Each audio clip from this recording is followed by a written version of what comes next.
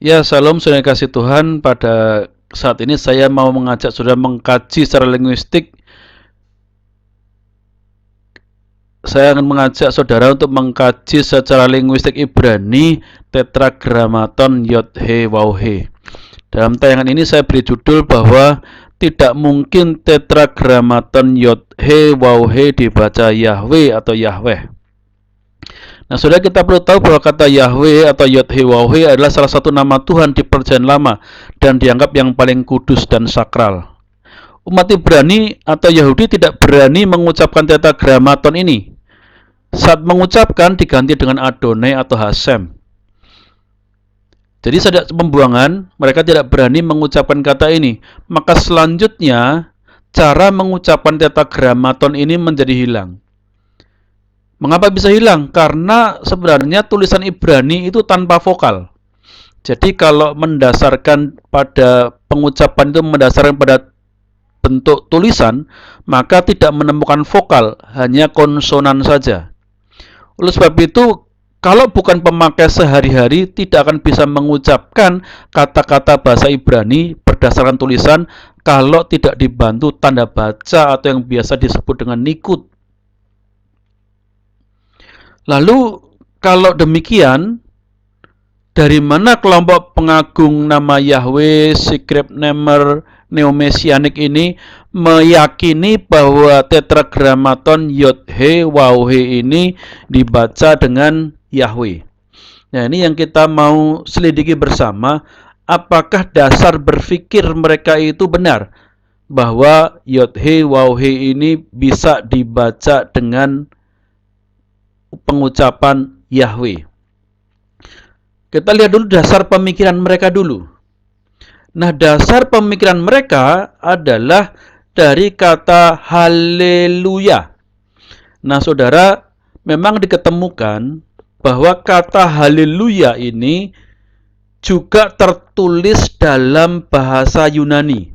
Jadi kalau kata-kata lain itu diterjemahkan ke dalam bahasa Yunani, tetapi kata haleluya ini tetap dipertahankan haleluya.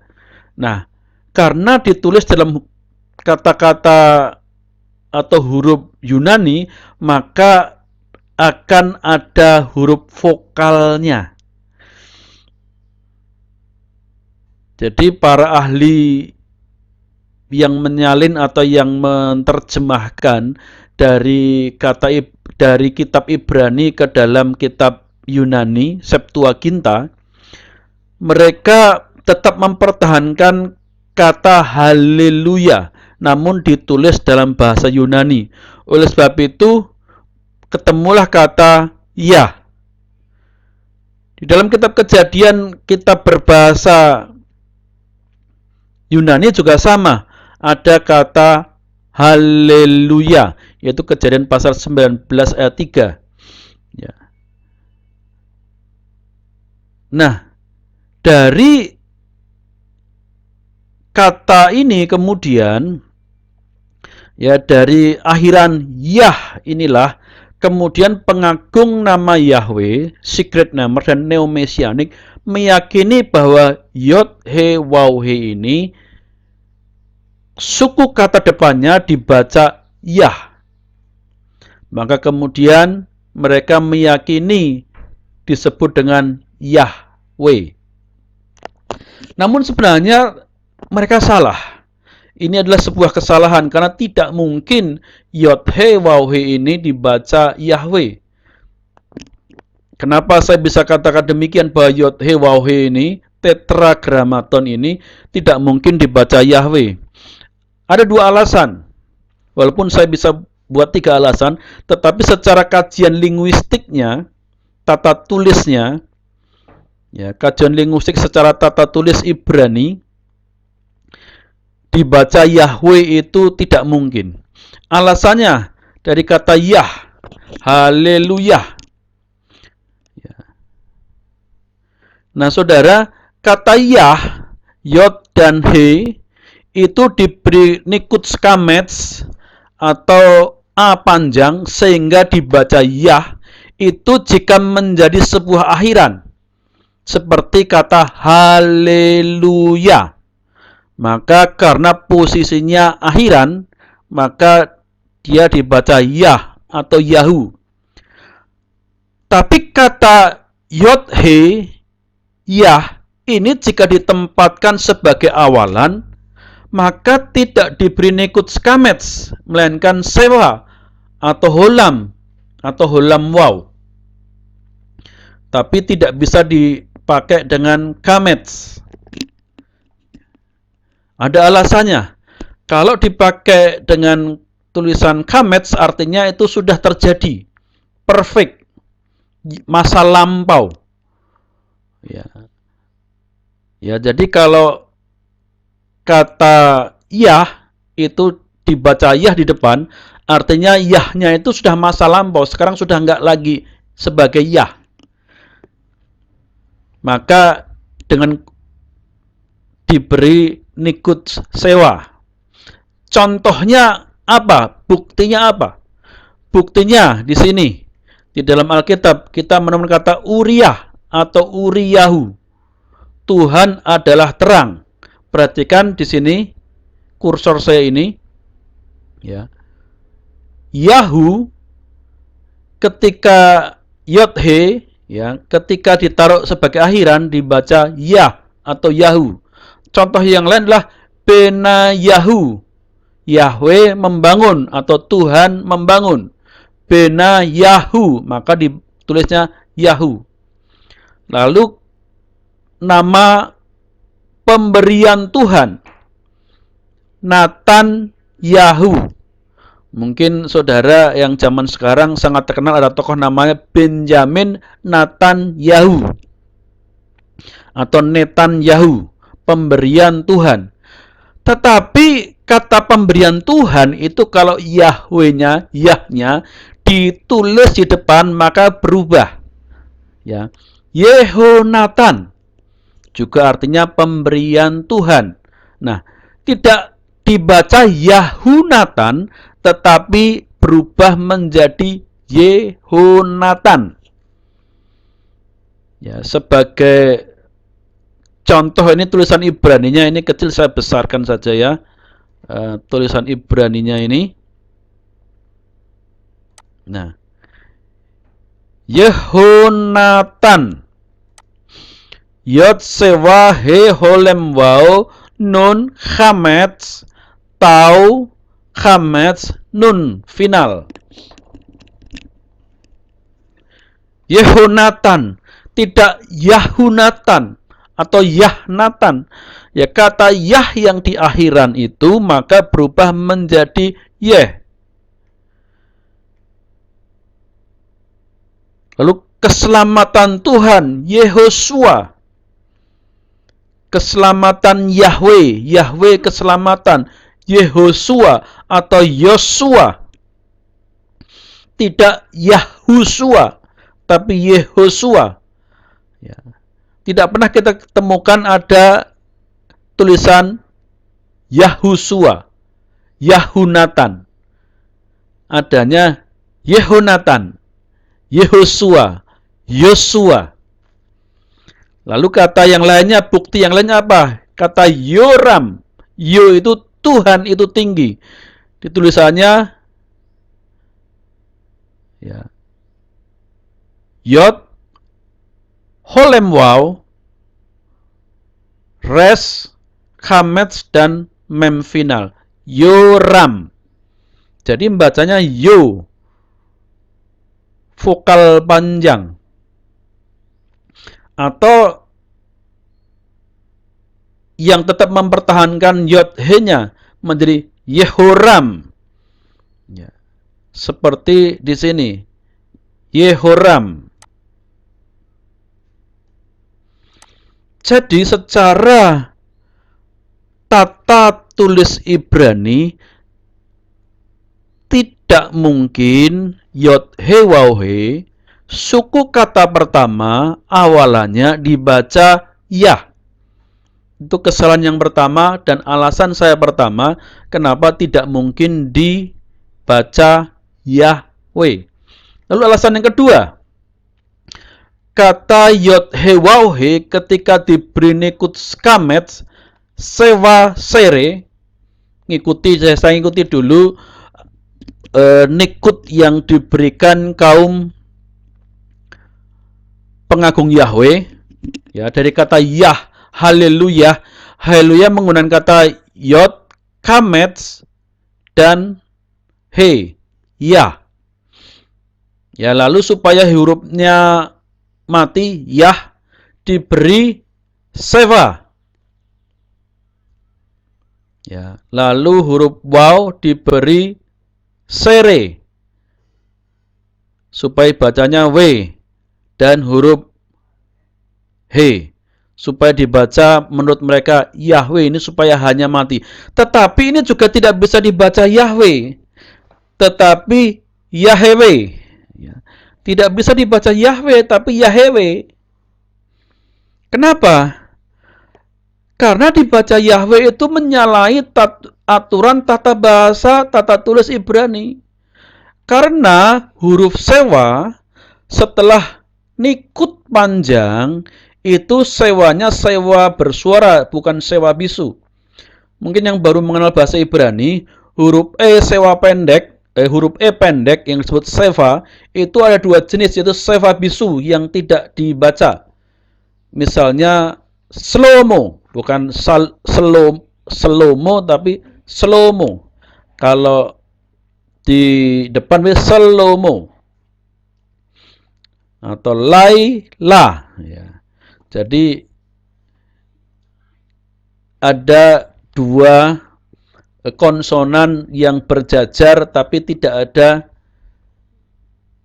vokalnya, ya. Untuk menunjukkan bahwa konsonan itu tidak diikuti dengan vokal, maka dikasih sewa bisu. Tapi ada aturannya. Nah, di sini saya mau menunjukkan aturannya sewa bisu dan sewa bersuara. Kalau sewa bisu itu didahului vokal pendek, contohnya lai, la.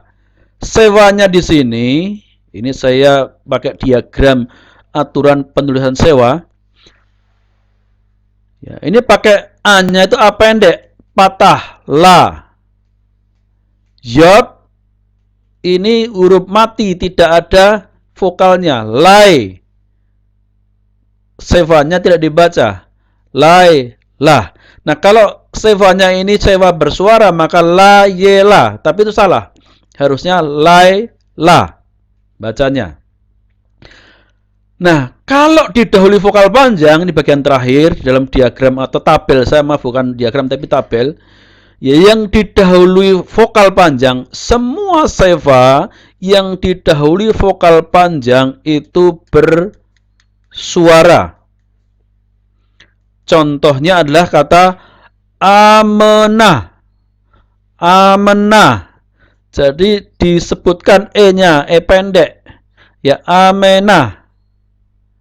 Bukan amnah, karena depannya ini adalah kamets atau a panjang, bukan a pendek. Lalu kembali kepada cara pengucapan Yahweh tadi.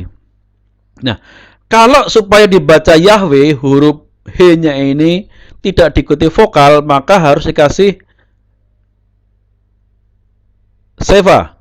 Tapi ketika dikasih seva, maka bacanya bukan Yahweh, tapi Yahweh.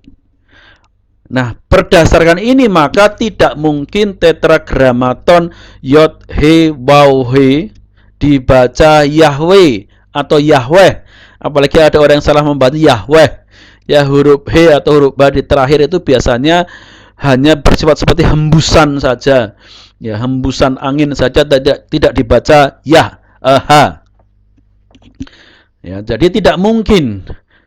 Ya, alasan kedua saya ini secara tata tulis Ibrani tidak mungkin dibaca Yahweh, tapi Yahweh. Lalu bagaimana kalau kita mengikuti teksnya Masora, cara mengikutinya Masora, cara nulisnya Masora? Ini saya coba besarkan juga hurufnya, ya, kalau Masora, aduh ini agak susah ya. Nah, supaya kelihatan. Yod sewa he waw kames he. Nah, variannya membacanya apa?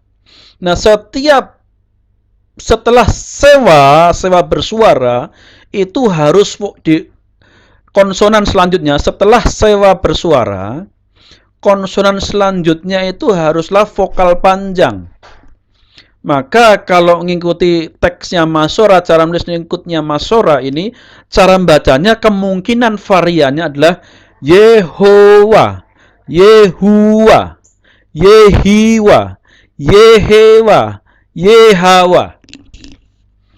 Tapi tidak mungkin Yahweh.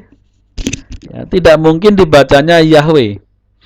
Nah, ini alasan saya, ya secara gramatika, secara tata tulis dan tata bahasa, tetragramaton itu tidak mungkin dibaca Yahweh. Jadi, silahkan berpikir ulang, kaum pengagung nama Yahweh yang mengharuskan menyebut nama Yahweh ya sebagai Tuhan PL, apakah harus tetap dipertahankan nama Yahweh? Karena secara tata bahasa, gramatika, dan tata tulis itu tidak mungkin, itu salah. Lalu kok kenapa bisa muncul kata Yahweh itu? Nah, sejarahnya begini saudara. Para peneliti itu menemukan nama dewa di Sumeria dan Mesopotamia dan sekitarnya, itu nama dewa namanya Yahweh atau Yahweh. Ya tergantung tanda bacanya. Yahweh atau Yahweh.